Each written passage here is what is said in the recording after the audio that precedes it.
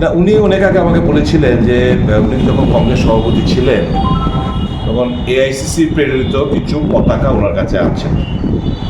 তাই বলছিলাম যে ঠিক আছে, তোমার কাছে যেহেতু আছে এগুলো দিয়ে যে। তো কালকে বোধহয় উনি এটা আমাদের এখানে মানে একটা বস্তা একটা গরিব পতাকা উনি দিয়ে গেছেন। গাড়ির মধ্যেই ছিলেন, আমাকে খুঁজেছেন, আমি ছিলাম না, প্রেসিডেন্টও ছিলেন না। তো মূল উদ্দেশ্য এটাই, পতাকাগুলো যেন উনি নষ্ট, ধন্যবাদ জানাচ্ছি ওনাকে, নষ্ট করেননি। উনি আমাদের দলের একটা সময় সভাপতি ছিলেন, এআইসিসি পতাকা পাঠিয়েছিল, সেগুলো কাজে লাগেনি। এখন আমরা যাতে কাজে লাগাতে পারি, নষ্ট না করে আমাদের কাছে দিয়ে দিয়েছেন, তার জন্য ওনাকে ধন্যবাদ জানাচ্ছি।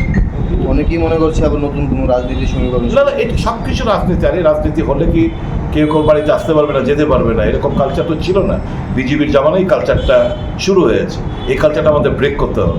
পার্টি আলাদা হতে পারে, উনি আলাদা দল করতে পারেন, কিন্তু ব্যক্তি রিলেশন তো থাকতেই পারে। আর ওনার ডিএনএ কংগ্রেসের, যারা বিজেপিতে যারা আছে তাদের ডিএনএ কংগ্রেসের অধিকাংশ লোকের। তো স্বাভাবিক এই কংগ্রেসের প্রতি একটা দুর্বলতা থাকবেই, এটা অস্বাভাবিক কিছু না। যেহেতু উনি পার্টি অফিসে আছে তার জন্য বলছি। পার্টি অফিসে ঢুকেনি, পার্টি অফিসে বাইরে গাড়ির মধ্যেই ছিল, পতাকাগুলো নামিয়ে পতাকাগুলো দিয়ে উনি ওনার যে কমিটমেন্ট, সেই কমিটমেন্টটা রক্ষা করলেন যে আমি পতাকাগুলো দিয়ে দেবো, ফিরিয়ে দেবো, বাস এইটুকুই।